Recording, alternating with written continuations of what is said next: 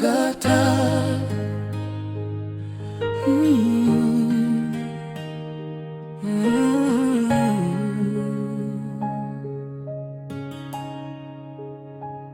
Tulianza safari ndani ya gari, safari ndefu yenye misukosuko mingi.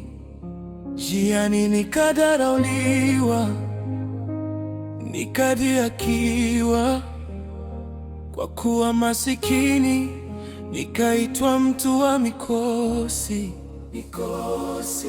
Walinizonga kwa maneno ya uchungu, wakasema mimi ndiye sababu ya shida. Moyo wangu kalia kimya kimya, lakini Mungu wangu alikuwa anaona.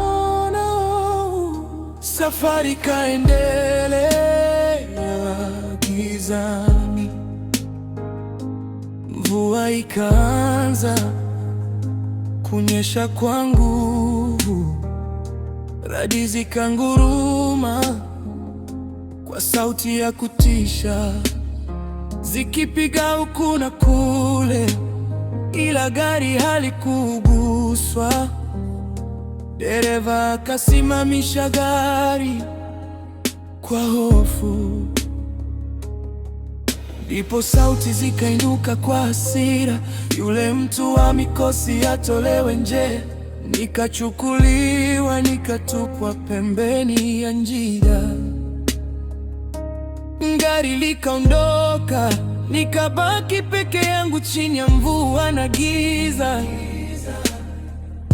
Lakini mara ghafla radi ikashuka, gari likapigwa, kelele zikasikika.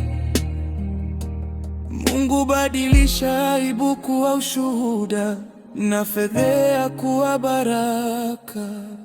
Usinidharau, naweza kuwa sababu ya maisha yako. Usinidharau, naweza kuwa sababu ya baraka zako. Usinidharau, naweza kuwa sababu ya uhai wako. Maana ukamilifu wangu hujui, anayejua ni Mungu. Usinitazame kwa macho ya leo, usinipime kwa ulichona. Safari ya mtu hujulikana, na mwenye kuijua ni Mungu peke yake. Watu huona makosa, lakini Mungu huona kusudi. Watu huona udhaifu, lakini Mungu huona nguvu.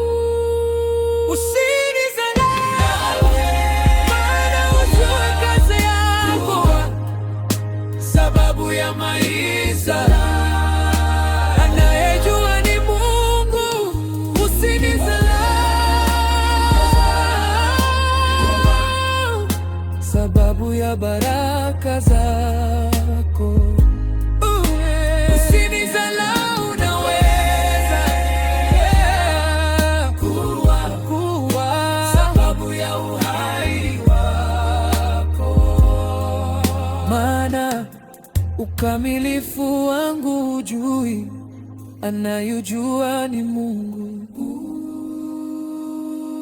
Maana hujui kesho yangu.